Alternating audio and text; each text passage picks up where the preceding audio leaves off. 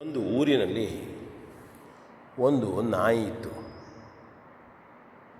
ಅದು ಬಹಳ ಸುಂದರವಾಗಿತ್ತು. ಮನೆಯ ಯಜಮಾನ ದಿನಾಲು ಸರಿಯಾದ ಆಹಾರವನ್ನು ಕೊಡ್ತಾ ಇದ್ದದರಿಂದ ತುಂಬ ದಷ್ಟಪುಷ್ಟವಾಗಿ ಬೆಳೆದಿತ್ತು, ಶಕ್ತಿಯುತವಾಗಿ ಇತ್ತು. ಹಾಗಾಗಿ ಅದು ತುಂಬ ಅಹಂಕಾರದಿಂದ ವರ್ತಿಸುತ್ತಿತ್ತು. ಯಾರೊಡನೆಯೂ ಬೆರೆಯುತ್ತಿರಲಿಲ್ಲ. ತಾನೇ ಶ್ರೇಷ್ಠನೆನ್ನುವಂಥ ಮನಸ್ಸು. ನೆರೆಹೊರೆಯವರೊಂದಿಗೆ ಆಟವಾಡುತ್ತಾ ಇರಲಿಲ್ಲ, ಮಾತನಾಡ್ತಾ ಇರಲಿಲ್ಲ. ಇವರೆಲ್ಲ ಏನು, ತಾನು ಇಷ್ಟು ಸುಂದರವಾಗಿದ್ದೇನೆ, ಇವ್ರ ಜೊತೆಗೆ ಯಾಕೆ ಮಾತನಾಡೋದು ಹೇಳತಕ್ಕಂಥ ಗುಣ. ಕೆಲವು ಬಾರಿ ತನಗೆ ಹಾಡಲು ಚೆನ್ನಾಗಿ ಬರ್ತದೆ, ತಾನು ಬಹಳ ಕಲಿತಿದ್ದೇನೆ, ಹೀಗೆಲ್ಲ ಆಲೋಚನೆಗಳು. ಅದಕ್ಕೆ ಯಾರೊಂದಿಗೆ ಹೋದರೂ ತಂಟೆ ಮಾಡತಕ್ಕಂಥದ್ದು, ಗಲಾಟೆ ಮಾಡತಕ್ಕಂಥದ್ದು ಅದ್ರ ಗುಣ. ಅದಕ್ಕೆ ತನ್ನ ಪ್ರವೃತ್ತಿ ಹೀಗೆ ಎನ್ನುವುದನ್ನು ಆಲೋಚನೆ ಮಾಡದೆ ಯಾರೊಂದಿಗೂ ಹೊಂದಿಕೊಳ್ಳದೇ ಇರುವುದರಿಂದ ಒಮ್ಮೆ ಅದು ಆ ಊರಿನ ಉಳಿದ ನಾಯಿಗಳಿಗೆ ಹೇಳಿತು, ಏನಪ್ಪ ನೀವು ನಾಯಿಗಳು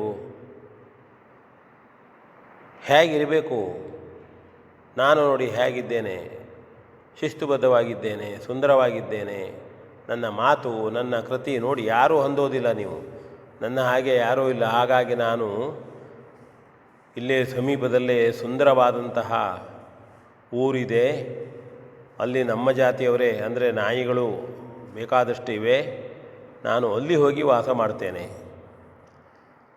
ಅಂತ ಆ ನಾಯಿಗಳಿಗೆಲ್ಲ ಹೇಳ್ತು.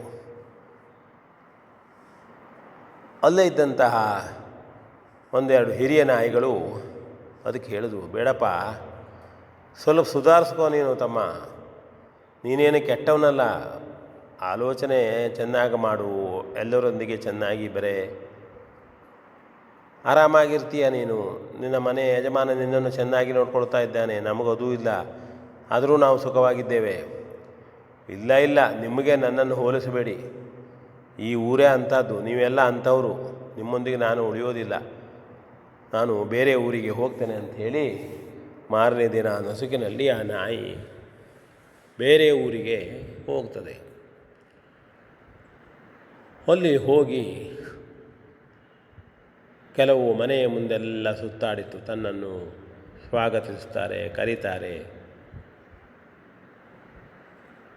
ಯಾರೂ ಈ ನಾಯಿಯನ್ನು ಮಾತನಾಡಿಸಲಿಲ್ಲ. ತಮ್ಮ ತಮ್ಮ ಕೆಲಸದಲ್ಲಿ ಅವರು ಮಗ್ನರಾಗಿದ್ದರು.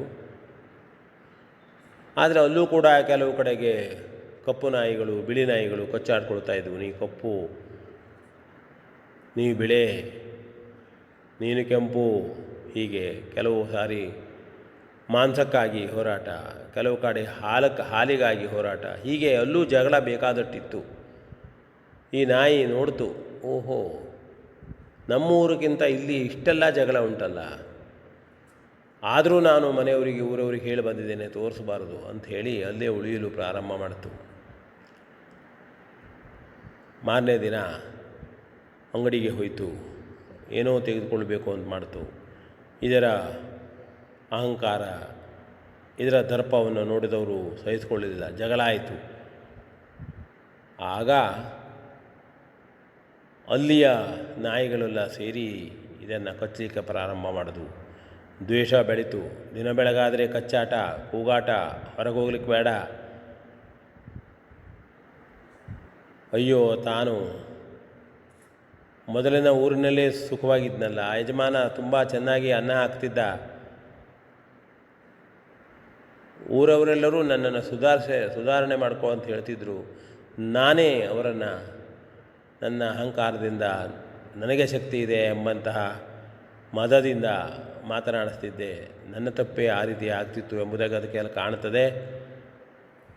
ಬೇಡಪ್ಪ, ಇನ್ನು ಸ್ವಗ್ರಾಮಕ್ಕೆ ಹೋಗೋಣ ಅಂಥೇಳಿ ಯಾರಿಗೂ ಹೇಳದೆ ತನ್ನ ಸಾಮಾನುಗಳನ್ನು ಕಟ್ಟಿಕೊಂಡು ಪುನಃ ತನ್ನ ಊರಿಗೆ ಬರ್ತದೆ.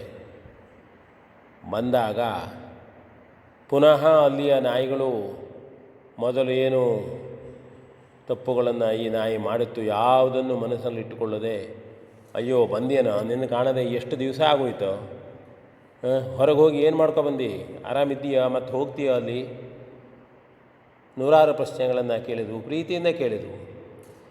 ಆಗ ನಾಯಿ ಹೇಳ್ತು, ಇಲ್ಲಪ್ಪ, ನಿಮ್ಮನ್ನೆಲ್ಲ ದೂಷಿಸುವುದಕ್ಕಿಂತ ನಾನೇ ಹೊಂದ್ಕೊಳ್ಬೇಕಾಗಿತ್ತು, ನನ್ನ ಗುಣವನ್ನು ಸುಧಾರಿಸ್ಕೊಳ್ಬೇಕಾಗಿತ್ತು. ಇನ್ನು ಮುಂದೆ ಮೊದಲಿನ ಹಾಗಲ್ಲ, ನಿಮ್ಮೊಂದಿಗೆ ನಾನಿದ್ದೇನೆ, ಒಳ್ಳೆಯವನಾಗ್ತೇನೆ, ಸುಸಂಸ್ಕೃತನಾಗ್ತೇನೆ ಅಂತ ಹೇಳಿ ಅವರೆಲ್ಲರೊಂದಿಗೆ ಉಳಿಯಲು ಬೆರೆಯಲು ಕಲಿತುಕೊಂಡಿತ್ತು. ಇದು ಒಂದು ಕತೆ. ಹಾಗಾಗಿ ನಾವು ಇದ್ದ ಪ್ರದೇಶದಲ್ಲಿ ನಮ್ಮ ಗುಣಗಳಿಂದ 4 ಜನರಿಗೆ ಬೇಕಾಗುವ ಹಾಗೆ ಒಳ್ಳೆಯವರಾಗಿ ಸುಸಂಸ್ಕೃತರಾಗಿ ಬದುಕಿದಾಗ ನಾಲಿಗೆ ಒಳ್ಳೆಯದಾದರೆ ಜಗತ್ತೇ ಒಳ್ಳೆಯದು ಎನ್ನುವ ಹಾಗೆ ನಾವು ಬದುಕಲಿಕ್ಕೆ ಸಾಧ್ಯವಿದೆ. ಎಲ್ಲರೊಂದಿಗೆ ಒಂದಾಗಿ ಪ್ರೀತಿಯಿಂದ ಬದುಕಬೇಕು, ಬಾಳಬೇಕು, ಎಲ್ಲರೂ ಒಳ್ಳೆಯವರಾಗೋಣ, ಸುಸಂಸ್ಕೃತರಾಗೋಣ ಅಂತ ಹೇಳ್ತಾ ವಿ ಎನ್ ಭಾಗವತ್ ಬರಬಳ್ಳಿ.